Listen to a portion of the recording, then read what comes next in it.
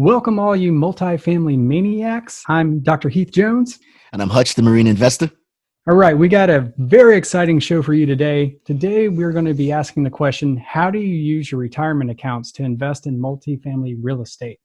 So our guest today is a best-selling author in personal finance. He's rewriting the rules and plans for retirement.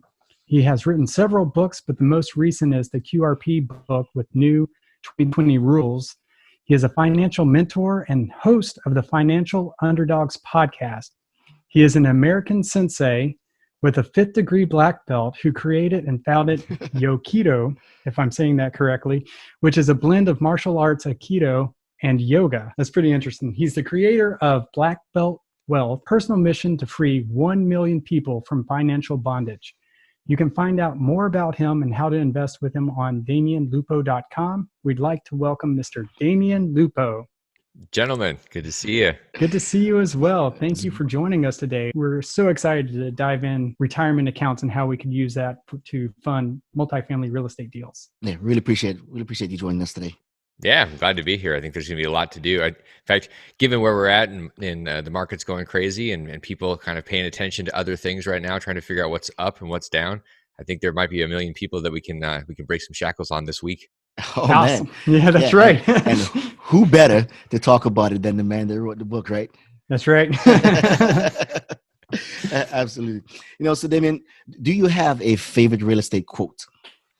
Well, the quote is really just an idea, and the idea is that wealth is not cash, it's not cash flow. And I used to say it was confidence, and I kind of have a hybrid on that now. It's confidence because of the experiences you've had based on the mistakes you've made. And really what that means is that you're not going to get wealthy with cash or assets. It's going to be the experiences. And so if you say, well, what does that exactly mean? It means go out there and do something and stub your toe, bleed in the streets. And what you're going to realize is that the more you do that, the wealthier you get. And even if all the money goes away, your wealth has already expanded. So you can have a zero on your balance sheet, right? And your wealth has expanded. And people don't realize that. They think, oh, I just want to hit the lottery. I'm like, yeah, but you're still poor.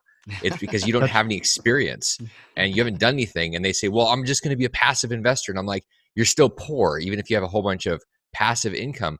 And they don't get that because we have this like hacking mentality. And as much as I love Tim Ferriss, you cannot hack your way to wealth in 4 hours. Like it's going to take some time and it's going to take some blood and some sweat and it's not going to kill you. It's like the coronavirus. It's probably not going to kill you. Give me a break. Like just chill out for a little bit. You're going to be okay. Holy cow. I got you. Yeah, that's great. It's great. And based on because we did some research and based on your background, you're the perfect person to really talk about that kind of mindset, right? So what do you tell our audience a little bit more about yourself, Damion?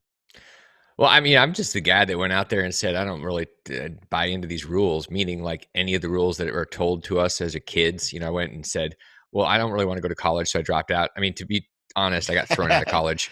I started a bookstore and they didn't like it because I put the other bookstore out of business. Yeah, and no so big I deal. just said, Awesome. They're like, you have to either shut it down or we're going to kick you out. And I said, yeah, but everybody's happy. They're like, yeah, but our bookstore is going bankrupt. And I said, well, that's their problem. They're overcharging.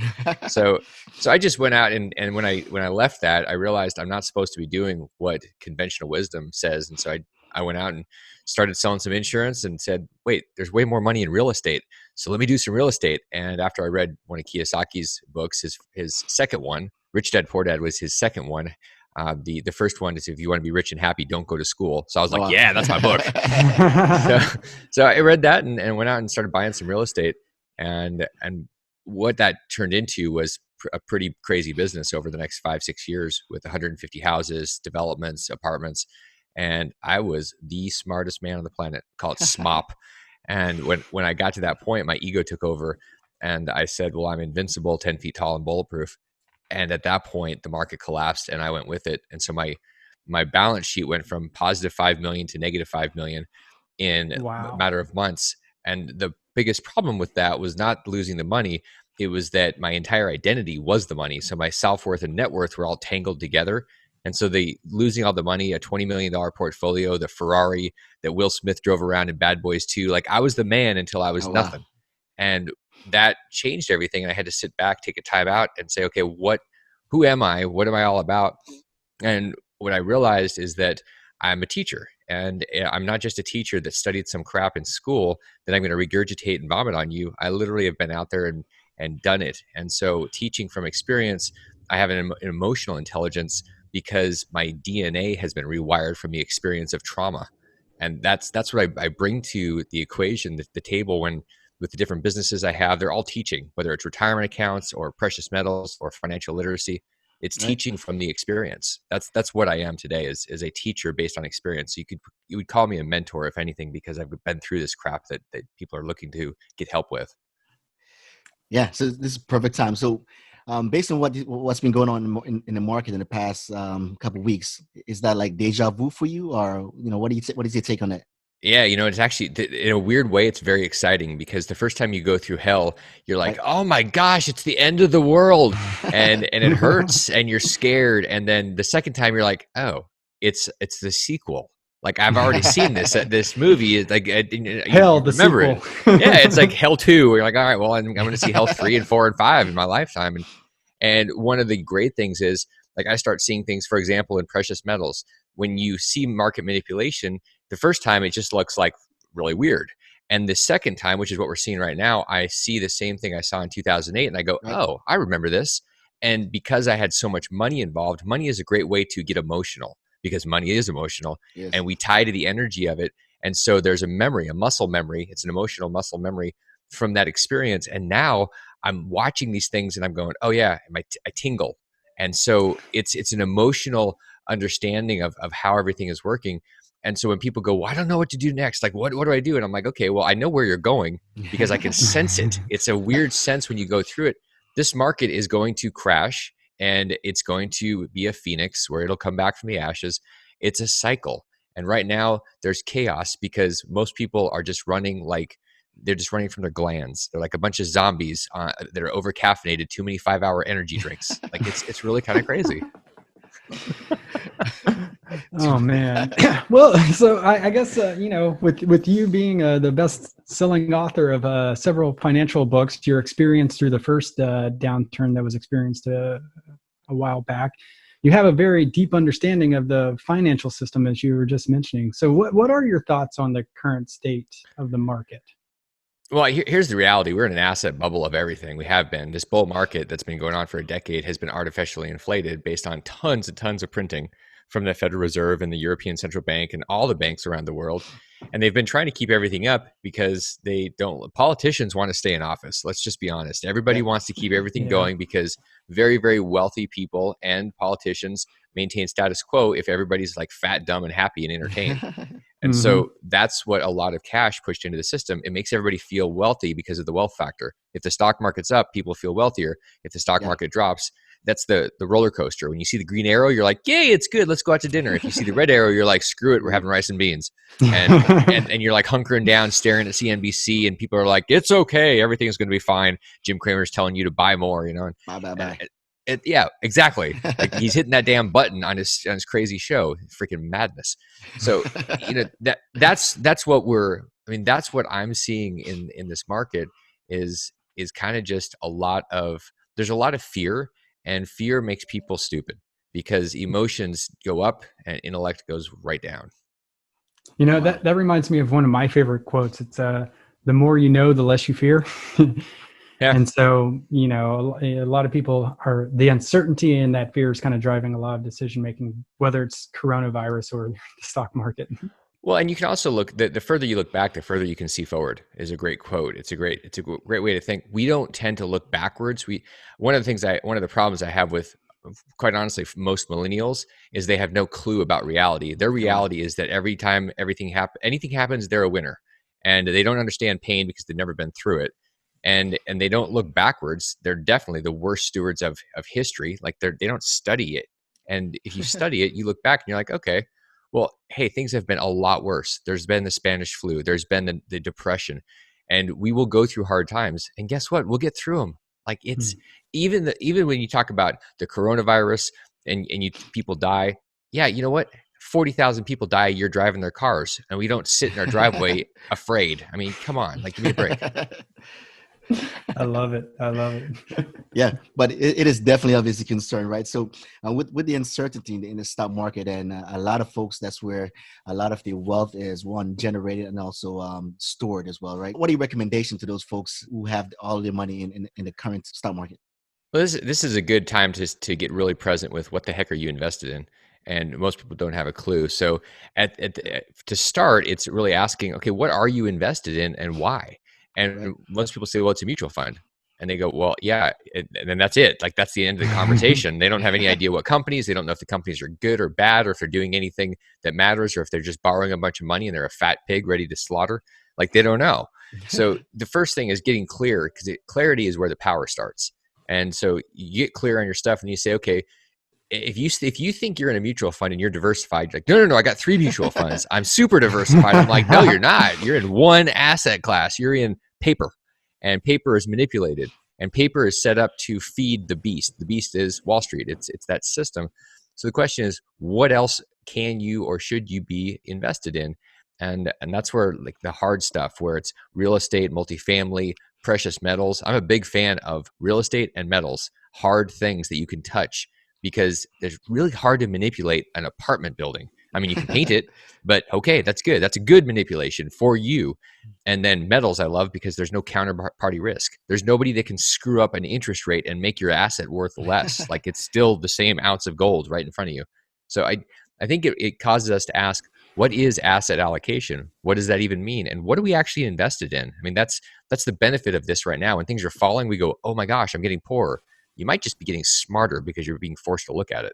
Yeah. I like that. That's super impressive. Super impressive.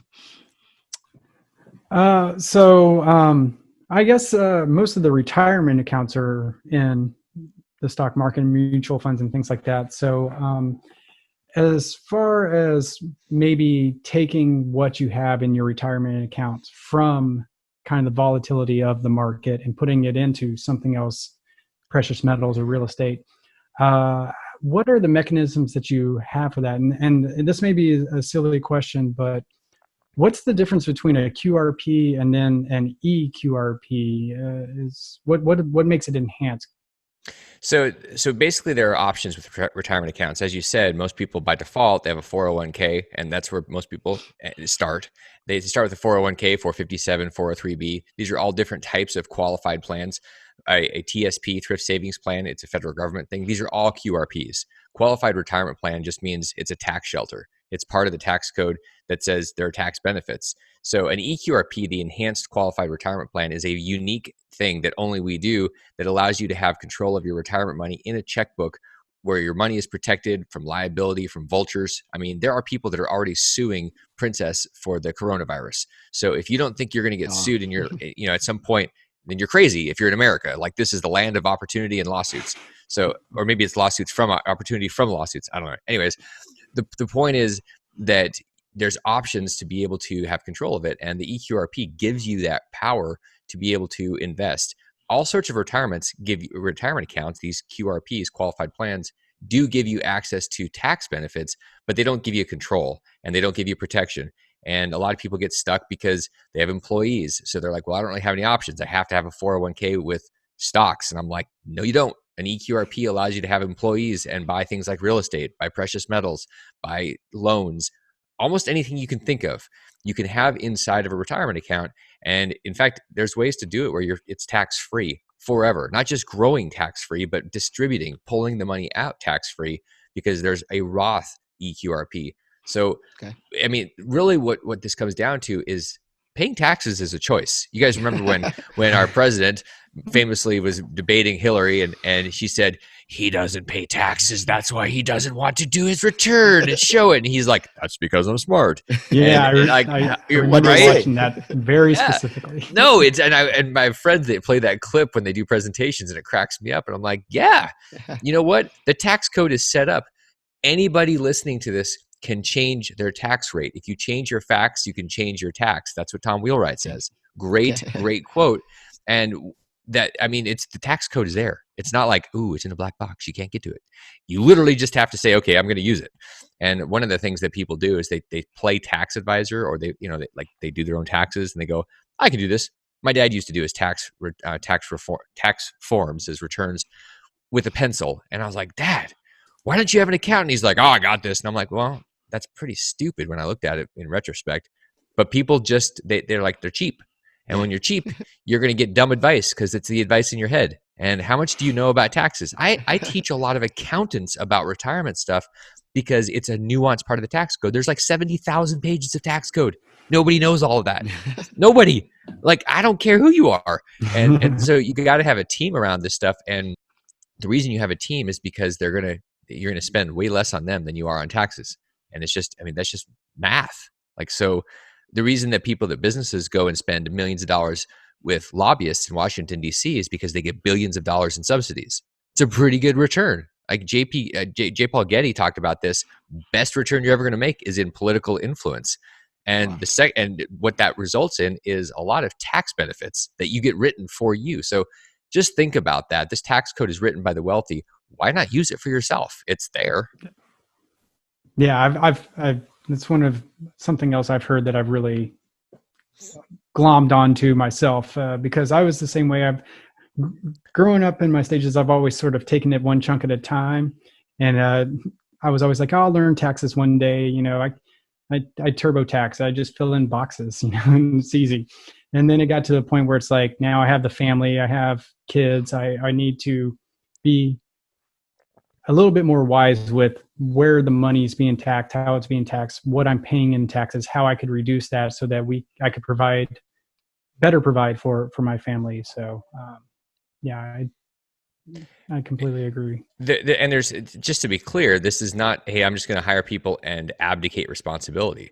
There's a big difference between delegating and abdicating. And a lot of people, if anything, they abdicate and they go, it's like having a financial advisor or somebody where you say, well, I don't know. I'm just going to hand my money to them. And then they decide it's their money. I mean, we run into this all the time. Advisors and custodians, they're like, well, no, you're too stupid. Don't take this money. You can't take this money because you're too stupid.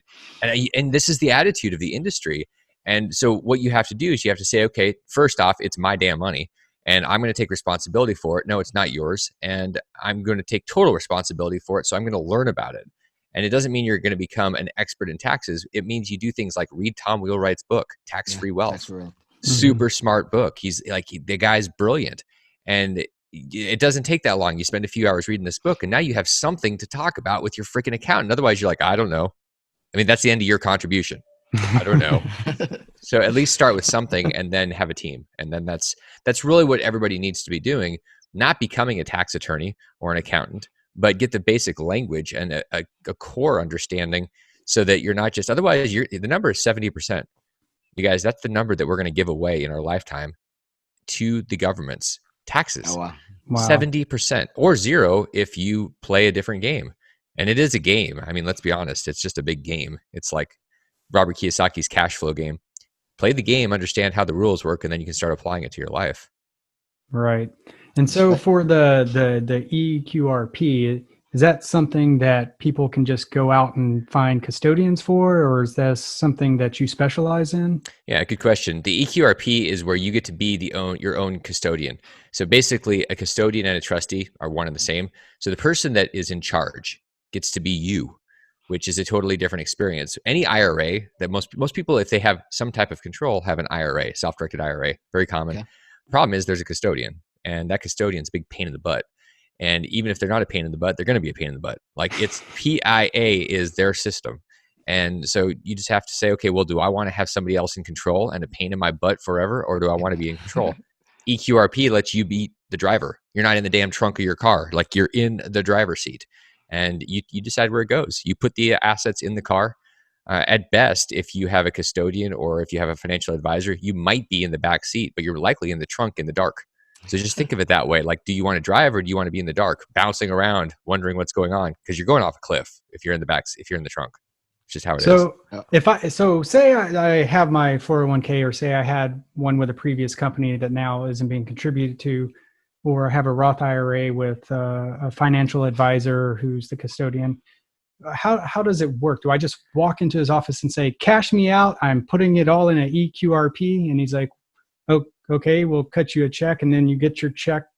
How do you facilitate the Eqrp portion of that transaction, I guess. The answer is yes. Yes, Heath. The answer is yes, and he's going to kick and scream. I mean, bottom line is yes. I mean, that's the basic fundamentals. Once we set up an Eqrp, we set up an account. There's a checking account that is part of that trust. Basically, you're going to have the ability to tell your advisor, "Hey, cut me a check, get me out of the market, whatever you want to do. Give me a check that you deposit, and then now you have the checkbook control." And so, I mean, it really is that simple. What happens? I mean, we talked to an advisor yesterday, and the level of arrogance and condensation, like they were so condescending towards the client. Well, why would you want to do this? I don't know. I mean, that's, it was just this level of holier than thou that, I'm much smarter. I'm like, you just sell a bunch of crap. I mean, your crap is showing up right now in the markets. It's called bloody everywhere. I see that. But, people, that the whole system is set up to keep the money trapped because of AUM, assets under management. It's the fees that's why they say, just hold on for the long term. Why? Because you are their retirement plan. Like they're going to get fees from you forever so they can golf and have vacations and hang out. Like, a financial advisor right now that's at home has fees coming in. So even though everybody else is going to be off work, quarantined, hey, advisory is a great place to be because you keep getting fees. You're not doing anything. You're just getting fees. Markets are going down, fees. Markets go up, fees. It's just fees. Like that's a great model for them, not for you.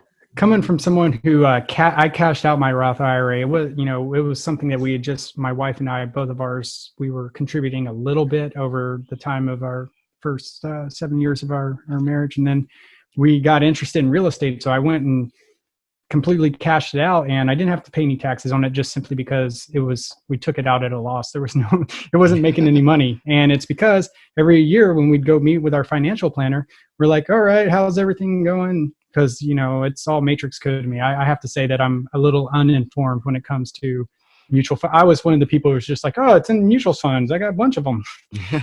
So, anytime they're like, oh, well, we should vary your risk ratios and this, that, and the other. And then there's like some $1,500 charge for replacing everything. And so it was the same thing. I went in there and I'm like, hey, no, cut me a check. I'm done playing this Roth IRA game.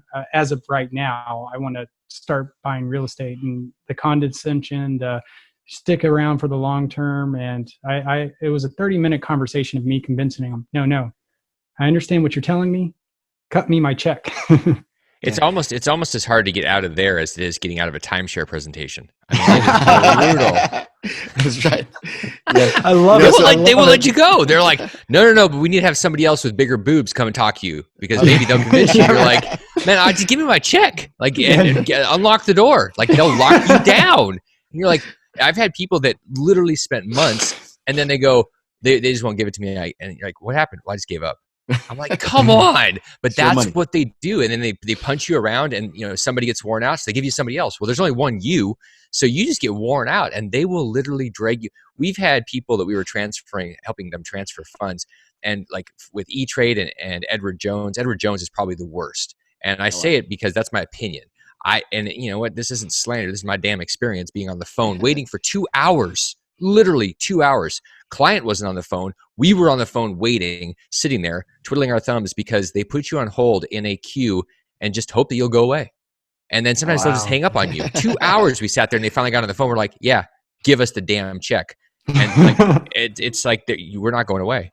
But that's the system. And like, it's really interesting. You mentioned pulling your money out of your Roth IRA and not having any taxes. People don't realize, like in a Roth account, you can pull out all the money you put in as long as it's at your basis, which is the amount you put in or less, tax-free, penalty-free any day.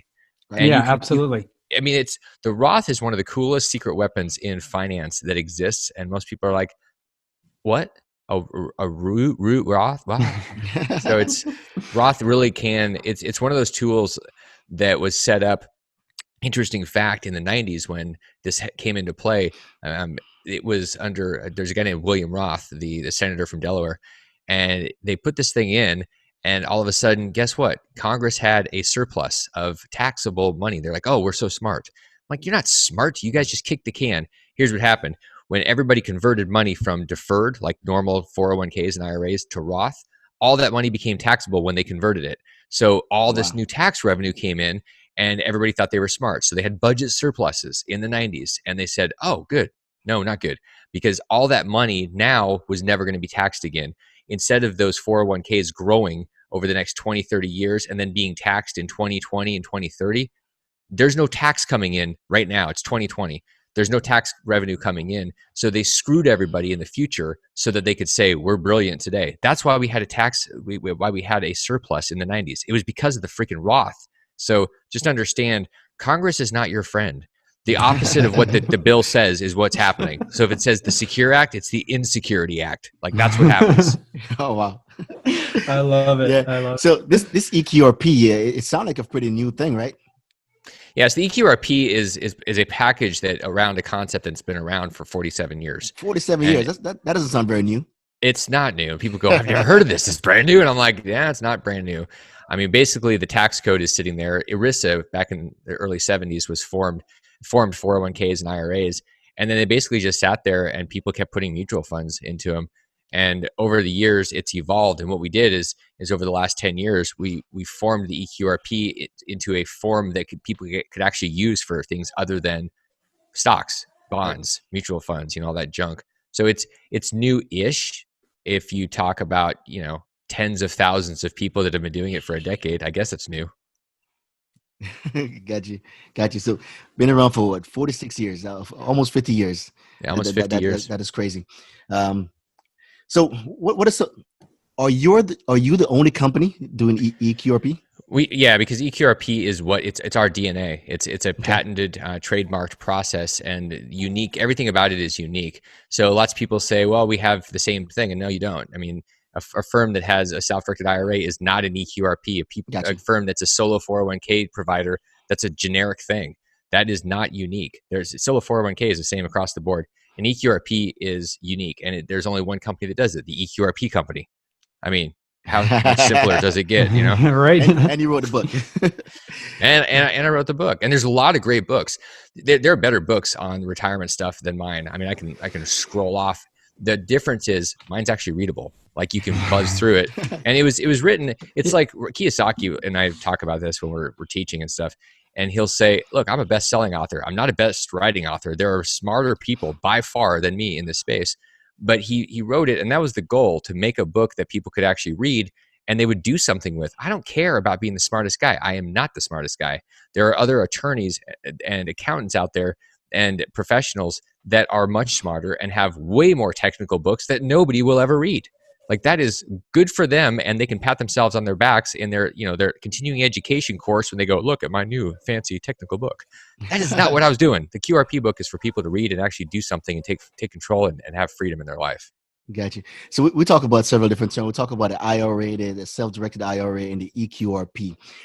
What makes the Eqrp a more preferred form of investments?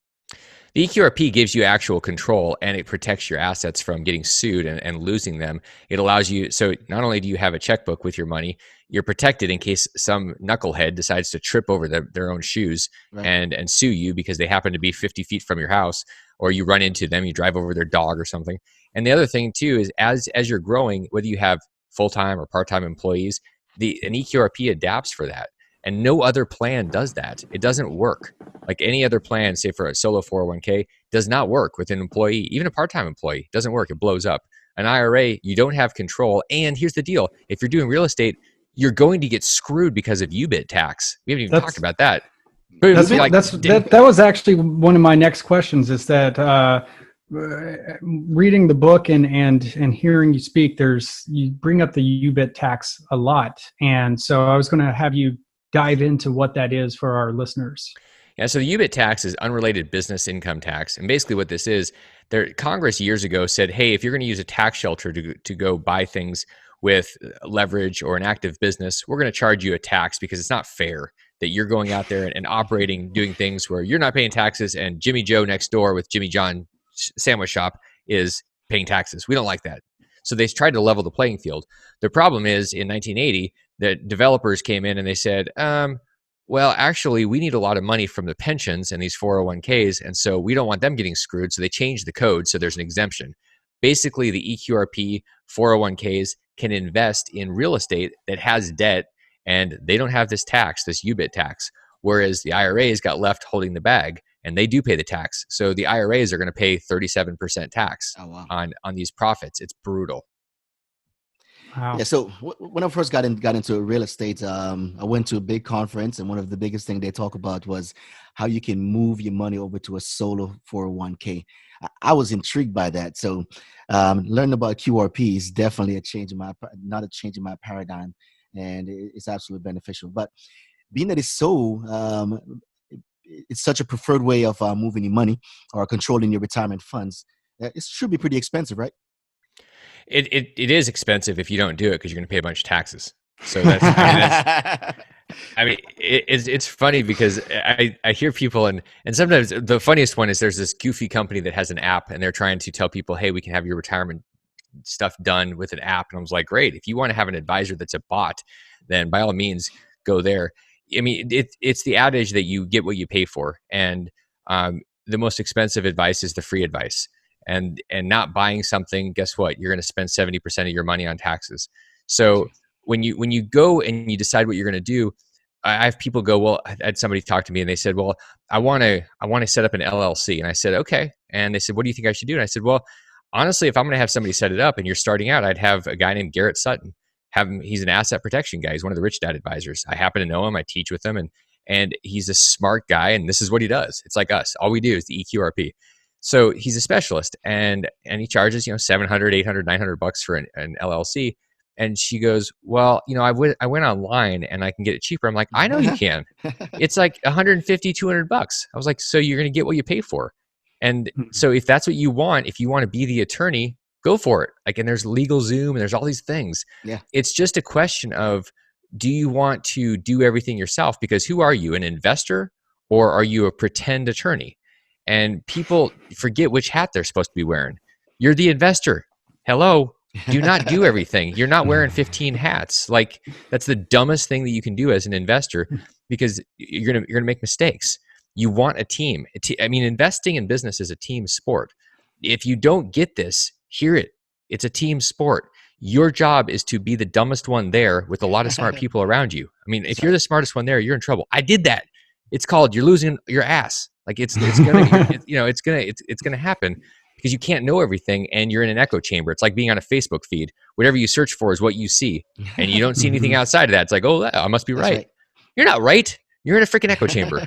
And that's the same thing if you don't have professionals. So depending on what you want to do, if you want an Eqrp, yeah, you're going to write a check for it that is going to be about the most valuable money you'll ever spend, because you're going to have a team and you're going to have the best thing out there, the best tools. You're going to be driving a Rolls Royce around that's armor plated. I mean, that's pretty good.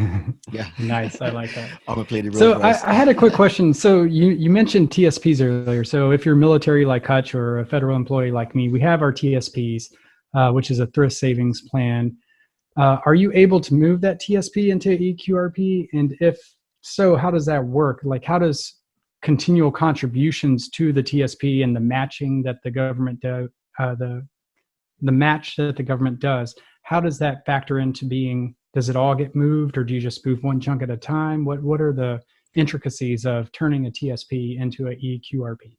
So the thrift savings plan, if you're a federal employee, you've got two options. One, it's going to be there until you leave, or two, quit or get fired. And once you're out of there, you're going to be able to move your money over, all of it, into an Eqrp. While you're there, basically that's on lockup. And Gotcha. Most 401ks and 457s are the same. There's something called an in-kind rollover. Some employers will allow you to move over part of your plan while you're still working. It's called the in-service rollover. Yeah. That is fairly rare. It's maybe 1 in 10 to 1 in 20 that actually allow it. Okay. So what's interesting, guys, is that there are plenty of people that are looking and are saying, well, I've got 10 years left. And I look at their stuff and I go, if you left today and you use some of these strategies, you could take the money you have, take control of it, start living off of it, and you could literally quit tomorrow. So they go, well, wait a second. So if I just took, I don't need to wait 10 years. So if you have the right people around, again, Google doesn't tell you this. Google doesn't, people do. People that are strategists.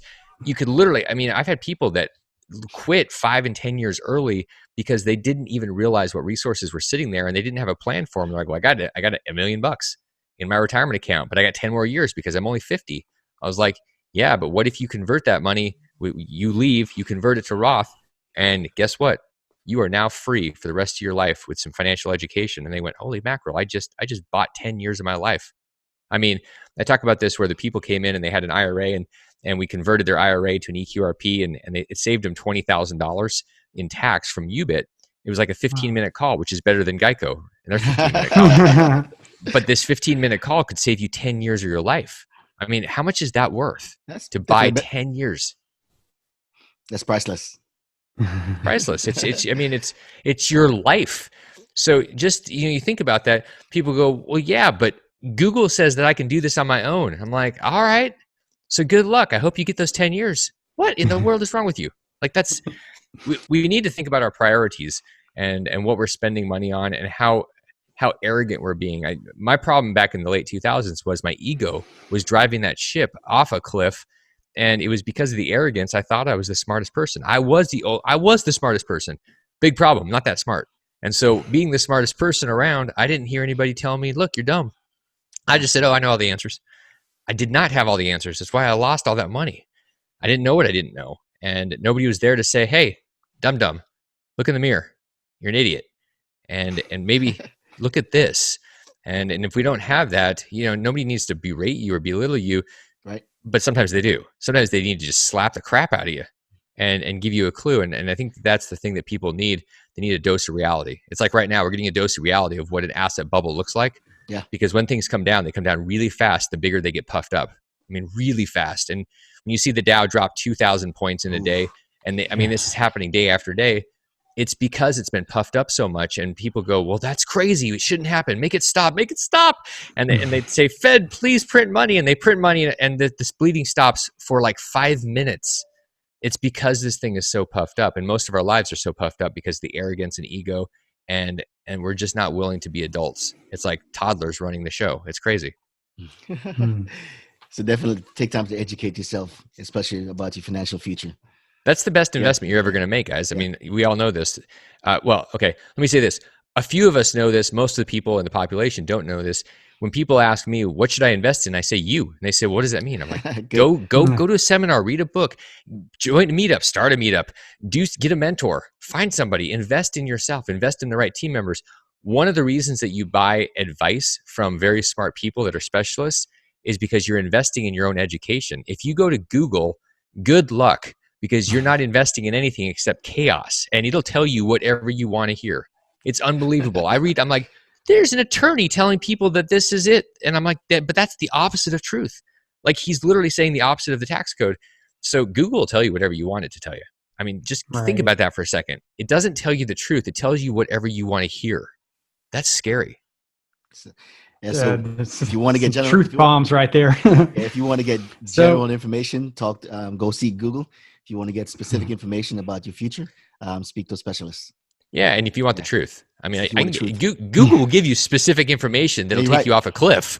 It'll just like, oh yeah, do this, and you're like, because when you ask on Google, you type, how do I do this? And then it says some idiot that wrote an article about how to do this that just regurgitated information off of some other blog on Google, and you're like, oh, well, that's a fancy, pretty, snappy little website. I'm gonna listen to that one. That people don't even know. And then then they make up pen names. You're like, well, who is this? It's Fred Savage. Dude, the Wonder Years are not on Google. Okay, I mean, come on. Like let's be honest about what we're actually looking at and who the sources are. And what, like when I wrote the Qrp book, if you go look at it, the original draft was done by a tax attorney and I. Every word in that book is vetted and verified, and there's footnotes with the IRS. Why? Because I don't want somebody to go, well, prove it. I'm like, just read the freaking footnote. Like the IRS, like, call the IRS. That's what the IRS said. Well, how do you know? I'm like, because I read the tax code and because that's what it says. Well, are you sure? And I'm like, I'm as sure as the IRS prints. So yes, just think about the source. I think that's like when we're listening to the news, we listen to a lot of people and their conjecture and their opinions. And these are opinions. What are the facts? The facts are what we need to pay attention to. Yeah. So when we're talking about educating, so say like my dad and my granddad, who both have 401k, and currently my granddad's long retired and taking his draws from his 401k in retirement as the normal path goes. but I want them to start buying more real estate.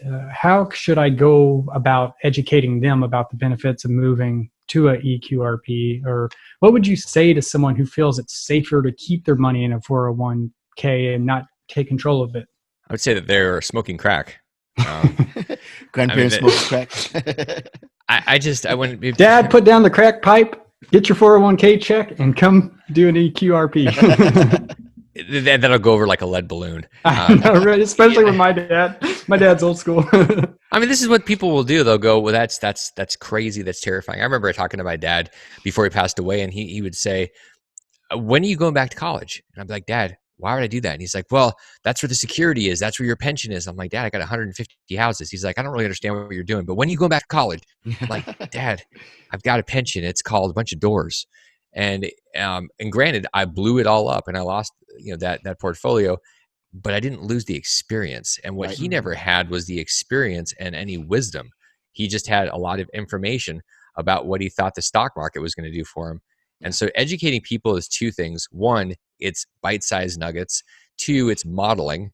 So one of the best things that any of us can do is do something, and then people will watch us. Like I have a good buddy now that when we met, well, we actually met years earlier, but when we finally had a conversation, he goes, I've been watching you for years, and I just really like what you're doing, and I like who you are, and I watch how you show up. I was like, so you've been stalking me? And he goes, yeah, kind of. And I was like, that's cool, man. That's really cool. He's like, yeah, I just pay attention. Like, I don't really care what you say. I care what you do. And I watch what you're doing. And that's what people, parents, grandparents, people we love, they're watching, they're paying attention. And look, the ones that don't, that are just like ignoring you or not talking to you, don't want it. You can't teach pigs to sing. So I'm not calling your parents pigs. I'm saying that the truth is, if people want to waddle in the mud, you don't mess with them. Like, just keep doing your thing. Eventually they get bored to look over and like, what are you doing? Oh, you're doing this real estate thing. And let them naturally do it. People don't like to be forced. They don't like to be told what to do. Like, think about it as a kid. What do you tell your parents? Stop telling me what to do. Like, that makes you crazy. Parents do not like their kids and grandkids telling them what to do. What you can be is a fine example of success and tenacity and going through it and sharing things. Like, the QRP is great. You kind of just leave this everywhere you go. You know how, like, when you go to the bathroom in a public place, like a restaurant, and like people stick business cards different places, and you're like, dude, seriously, at the urinal? Like, why is there a business? Like, what am I gonna do? Oh yeah, I'm gonna call John right now. I need a consultation. Like, give me a break. That's a terrible idea. But leaving books around for whatever you're interested in, sometimes you'd be surprised. People will just say, hey, I picked up that book. Or like, I have a report I'll give everybody that's a 14-page report, and you can get the essence of what we've been talking about. And it doesn't take that long, 15 minutes. Another 15-minute deal that's better than Geico. Like, it's that's how I would approach it. Do good by doing something, so you're a model, and then share information gently, because nobody wants to have anything crammed down their throat. Yeah, it's perfect that you brought it up, because I do the same thing with Athena. I do believe that it's really important that in a marriage that you are supposed to grow together. But we don't always make the same choices of podcasts to listen to, videos to watch, books to read, so on and so forth, right? So it's important to me that we grow together. So I listen to things without my headphones sometimes, just loud enough for her to hear it and spark that interest, right? And then we can eventually talk about it, Yeah. So it's pretty cool that you talk about, planting those seeds for future, for future growth. It's osmosis, just having it around. It's like, never- okay, what? So years ago, I had a book, my first book, which is, if you want to see the worst book cover in the history of publishing, it's called Maverick Mistakes in Real Estate Investing. I think it's like 1 star. I don't think anybody actually read it. I think they just looked at the cover, like, this is the worst book ever. And I'm going to tell you why, because it's terrible, because some idiot used PowerPoint to design a cover, which I did. And I got this book. I was so proud of it. Got my like 2,000 copies shipped over from China. And they all showed up. I'm like, this is awesome. I'm so proud. So I took it and I put all the books on the bookshelf in the living room, got rid of all the other books. And you know how long that lasted? When my significant other got home, she's like, yeah, no, you don't get to put 1,000 books on the wall. Get rid of the books. Like, I was like, oh, but you haven't read it yet. She's like, get it out. You can have 1 book. Oh, damn. So gently, guys, like, if you're going to help people, over noise your headphones, and somebody's like, oh, what are you listening to? That's a good idea. Putting 1,000 books of the same book in your living room, bad idea. Gotcha. Yeah. Oh man. Man, it's always really great to listen to you speak, and actually, we're honored to actually have the interview with you because your thought process is very unique, right?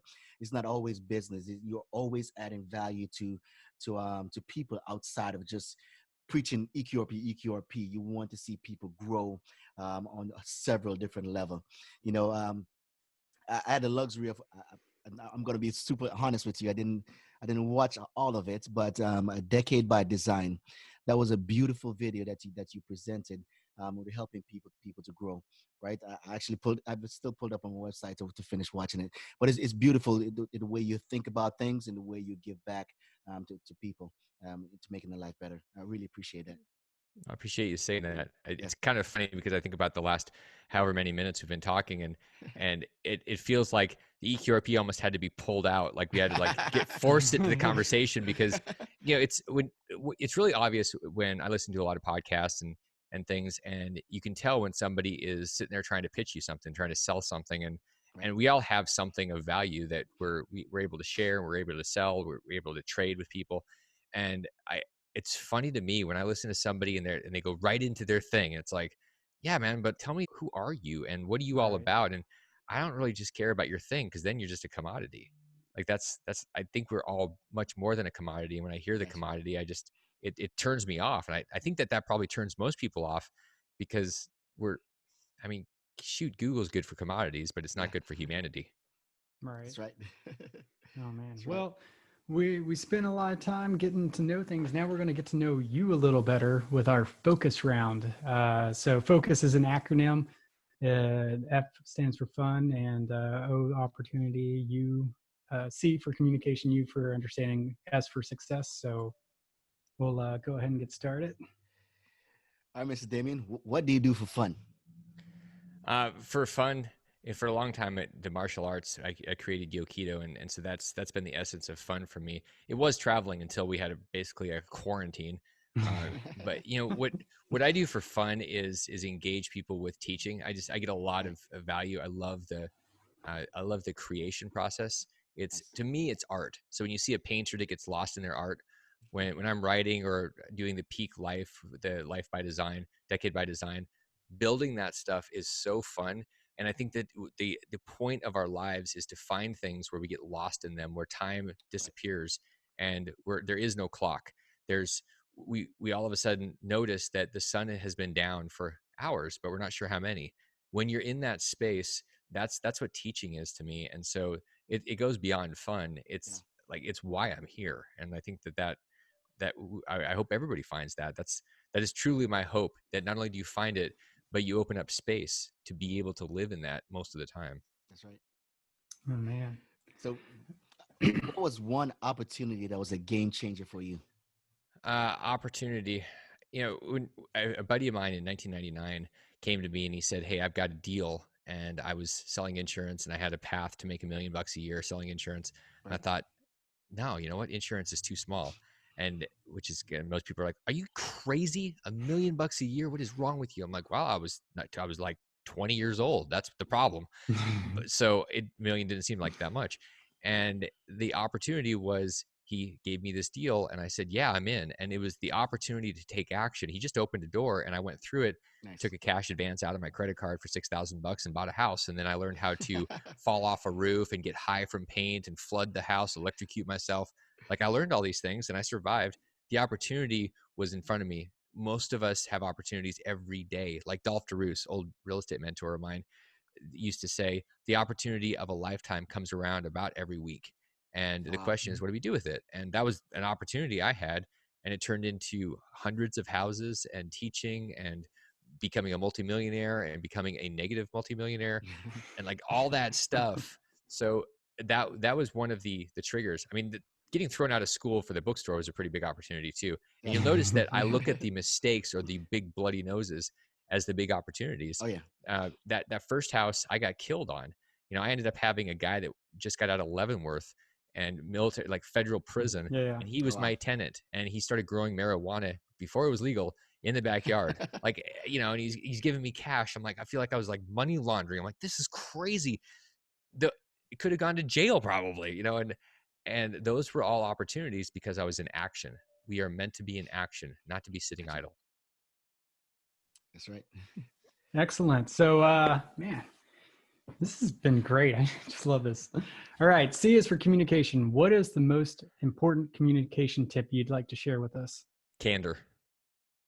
I mean, Jack Welch just died, and I heard it from him years ago. He said the missing thing in business right now is candor, and I heard that like 10 years ago.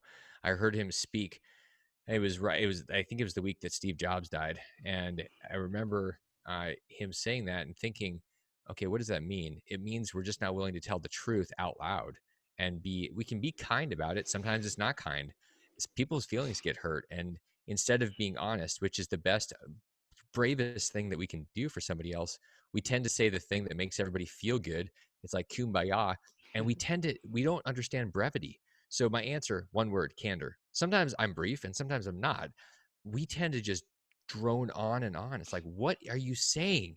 Get to the damn point so we can move on. People are like, blah, blah, blah, blah, blah. It's like Marcy and the Peanuts. Wow, wow, wow, wow. Like, give me a break. Get to the point and be honest about it. Candor is the missing piece. People respect it. And quite honestly, we don't have time for all of people's yap. I completely agree. My wife would agree with you 100%. That's one reason I love her is I never have to guess what she's thinking. Anytime she's mad at me, I'm not like, what did I do? I know exactly what I did wrong and why she's mad. So I think that candor, I like that. I'm gonna C is also for candor. So communication, There candor. you go. There we go. Yeah. So obviously, based on a conversation, you have a lot of life experience that you hold dear to yourself, and you also teach and share with others, right? But what is one thing you wish you understood earlier? That mastery is not something you get overnight. It's something that there's a plateau process. One of my favorite books is by George Leonard, who has passed away. He was a sixth degree black belt in Aikido, and in mastery, this applies to martial arts and life equally. Yeah. It's like Ray Dalio's book Principles, the principles of life and business. It's all the same. And the plateau principle is this: when you're going along and you're doing something, there can be months and years where you feel like nothing is happening, where it's just the same. And I see this in the dojo teaching people martial arts, and I see this in business where it's like I'm going through motions and nothing is happening. And sometimes, many times, that is the plateau where you're just going, and then one day, boop, you pop, and you pop to a different level of understanding, and it seems like it's out of nowhere. It's like, oh, I get it. And that didn't happen that day. That happened from a months-long, years-long plateauing process. Yeah. And it was this vibration. You're just building energy into it. And mastery is all about building energy by going through a process and being willing to commit, where a plateau doesn't stop you. You don't quit. Most people quit and they don't realize they're actually on the path. They go, it's nothing's happening. Actually, something is happening. But you don't understand the process of mastery. It's a journey. It is not a moment in time. There's never a moment where you're actually done. People say, well, I want to have this thing happen. And I go, so success. When I wrote Reinvented Life, I talk about success versus fulfillment. Fulfillment is the journey of mastery. Success is what everybody's taught to do. Go get that $1 million, retire, do this thing, and then everything is good. Those moments last a split second, and then what? So is the entire process your process, or is that moment your thing? And the moment is a pretty big waste of your life. It's deep. Heavy. Oh man, Heath, you're gonna have a hard time editing this podcast. Yeah, no. Good luck with that one. Yeah. All right. So finally we come to S, success. To what do you attribute your success? Winston Churchill, don't quit. Never, never, never, never, never, never quit. Never. Until it's time to quit. I mean, like there's the success is, to me, success is such a dangerous thing to be thinking about, because I don't look at myself as successful. I just look at myself as being someone that's willing to commit and just keep going. I've had companies that crashed where everybody else bailed and I was the only one left, and I basically just struggled by myself, and I just was the only one that was willing to keep going, and everybody else was looking for the next hit of crack. Like it's like the next high, and sometimes it feels like drudgery. And so success, I used to think that the purpose of life was happiness. Why? Because Aristotle said it. And I thought, well, he's pretty smart. Like, he's smarter than I am. So that seems like a good plan. But then there was a guy named Fred D. DeMonico that he's a doctor, and he was on. I interviewed him years ago, and he said that's not the point. Life is not for happiness. There is a process, and sometimes when you're in pain, you're struggling. That is the purpose. It doesn't mean everything. I mean, I was a good hedonist back in the 2000s, man. I was like Mr. Consumer, like whatever. I was consuming it all. You talk about something that's fun, that feels good, get your endorphins going, your glands swollen. That was me. And I go, okay, well, that's something that's consuming. I had no contribution. I wasn't contributing to anything. And so there is a part of our lives it's contributing, it's consuming, and part of consuming is being thankful when somebody gives you a gift, whether they compliment you or they give you something. It's being able to consume that and circulate that energy, and that's a big missing piece for. So, like, I had a hard time with it for a long time. I couldn't consume very well. I was like, don't thank me, don't give me a gift, I can't accept it, and so there is this process where success is just going through it. You can't hack your way to success. It's not a moment. If you think that you're going to wake up at 50 or 60 years old with a pile of money and you're going to be successful and you're going to be happy and everything is good, you're an idiot, because you just wasted your life. Like, you've got to book your life, you've got to live your life, and you've got to say, I'm going to embrace the suck. That's one of the things, I think Jocko said that, and it was in one of the SEAL books. Embracing the suck. My friends that have been in special forces, that's part of the process. It is, and that is success in that world. And in our world, all of us are special forces in some form or fashion. Embracing the suck is how it has to happen, or you're never going to be happy, you're never going to be fulfilled, and you're never going to tap into your potential. And wasted potential is a sin, right? That is a sin, man. That is the biggest sin. Waking up one day and going, damn, I missed out. This is my last day on earth. And that is truly a sin. And that is not what I don't think it's acceptable. I look at people and I go, you're sitting on your potential. Get off your potential and move. But they're sitting on it. And why? Because we're afraid of judgment. We're afraid of mistakes. And instead of being afraid of that, just ask yourself, why am I here? I'm not here to be afraid and cower in the corner. I'm here to make a difference. That's why I'm here. Whatever you believe in, I don't think the universe, God, I don't think you were put here to sit and play it safe. Defense is not how we live. Right. It's living out, not living behind. Yeah. So Grant Cardone talk about in his books. We talk about success is our obligation or responsibility and obligation. Success is a duty, our responsibility, and our obligation. And I like what he talks about when he dives into integrity, right? How integrity is not just telling the truth all the time, is actually not wasting your potential. Not going to work and be, I almost cuss, but not partially. We're not at Cardone level where you can just drop it on the podcast like that. So not being partially committed to living a happy life, not being partially committed to building a business, or being partially committed to, or at a job, if that's your thing. You know what I mean? But integrity is actually living to your full potential, right? Is it Yoda? I mean, and I like some of the stuff Grant says, and some of the times I'm like, dude, are you just a crazy person? But I also really like him. Yeah. I think that if you look at deep wisdom from somebody like Yoda, like, right, do or do not. There is no try, right? I mean, that's like, and people go, well, I'm going to give it my best go. I'm like, either commit or just don't do it. Don't do it. Yeah. And it doesn't mean it's going to work. People go, well, if it doesn't work, then, then I can say I'm trying. Trying is your way to excuse your failure. Oh, wow. That's stupid. And what it allows you to do is give it a half-ass effort. And it doesn't, hear me when I say this, it doesn't matter if it doesn't work. What matters is if you work.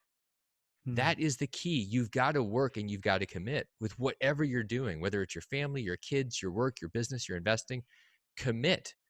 But trying, when I hear people say try, I pretty much, unless it's going to be a disaster, but even then sometimes I do it. I go, wait, whoa, did you just say you're going to try? Tell me no. Tell me you don't like my tie. Ben Fleck in Boiler Room. Tell me whatever, but don't tell me you're going to try.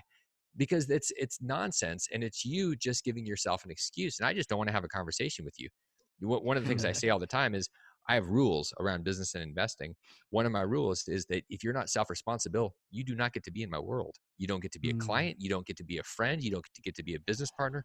And people that say I'm going to try are not being responsible. They're being victims. They're telling me I'm a victim. Give me a big V hat. I'm like, yeah, you're definitely a victim, because triers are victims, and that's just reality. And so if that word's coming out of your mouth, I'm going to try. Understand, you're a victim and you're not being responsible, and your life is going to suck. Man, who would have thought that Eqrp would be about living your best life? I'm telling you, man, it's amazing. You know, so you mentioned something earlier that about a 14-page document that our listeners could get from you. How did they get that? Yeah, easy. You guys, most of you guys are listening to this on your phone, or your phone's within 5 inches of where you're sitting right now or standing. You're probably, it's in your hand. So just text the word EQRP to 72,000, and there's the report that I wrote will get beamed right over into you. And it's a summation of the EQRP. Whether or not it's for you, there's probably somebody you know that is either retiring or has retired. Almost everybody out there right now is going, oh my gosh, what's happening with the stock market? I'm down 25%. This is an alternative for them to actually understand how to take control of that money and get off the damn roller coaster. I mean, texting a little word, EQRP, to 72,000 could fundamentally change your life, because it gives you the power and control over your money instead of just being a victim. I mean, that's what we're talking about. EQRP is power and control. Everything else is just smoking a bunch of hopium. Hope is not a course of action, but it is a doobie. You know, it's like. Oh man. Well, Damien, we appreciate you coming on today. How can our listeners get in touch with you specifically if they wanted to? Best thing to do is reach out to me on LinkedIn and say, hey, and I'll give you a little tip with me or anybody else. Do not send me a message that's blind without, like, don't say, hey, please be my friend. I will reach out to you. I will personally reach out to you. Every person that does that, I reach out to. And if you send me some canned thing, I'm unfriending you. If you just ignore me, I'm eventually unfriending you. Like, that's not the point of connection. If you want to have a connection, reach out. Like, people are surprised because I'll get on the phone with somebody, I'll talk to somebody, and they're like, I can't believe I'm talking to you. I'm like, why? You know what? I'm interested in you if you're interested in you. But if you're just trying to get something from me or suck my brain, or you don't really want to show up, like, I don't mind being helpful. But if you're just going to sit there and take it and not do anything with it, then you piss me off. So just think about that when you're communicating with people. Oh, look, I have 5,000 friends. You're an idiot. You don't have 5,000 friends. How many people have you had a conversation with? I don't know, 12. Okay, so you might have 12 people, but you don't really have 12 friends. So just think about that. If you want to connect with me or anybody else, how are you showing up? Is it authentic? And it doesn't mean it's going to work every time. You go, I tried. No, just keep doing it. Plateau. Go for mastery. Mastery in relationships is the same as anything else. You got to show up. You got to contribute. You got to be willing to contribute first. Don't consume the relationship first. That's like looking at a fireplace and going, give me fire, I'll give you wood later. No, man, you got to grow the tree, wait a while, feed the tree, and then cut the tree down, and then put it in the fireplace, and then sit there and try to light the damn thing forever, and then it'll give you heat. People do this crap backwards. Like, it doesn't work. Give me heat. No, that's like relationships. I'm going to friend you and then give me all your information. No. So just think about what you're doing first to contribute to other people, and you'll be amazed at what happens in circulation with the relationship. Boom. Oh, incredible. What a way to, nice way to end on a positive note. Thank you again, Damien, for taking the time to sit with us and walk through Eqrp and just general making your life better. We appreciate it so much. We know time's valuable, so thank you again, and look forward to having you on again in the future. And hopefully you've had some fun during this past hour or so as well. Man, guys, Heath, Hutch, I appreciate you guys. I appreciate you guys doing what you do. And if it's not fun, I think this is one of those things Steve Jobs said.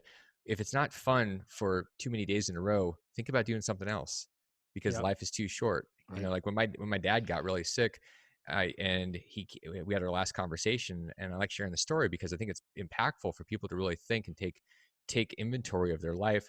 We sat there, and he was stage 4, and I flew up to Alaska, and we're sitting down, and he looked at me and he goes, there were so many things that I wanted to do. And I was like, whoa, that's regret. And it was because he didn't have enough fun and committing to things that mattered in his life, and he was out of time.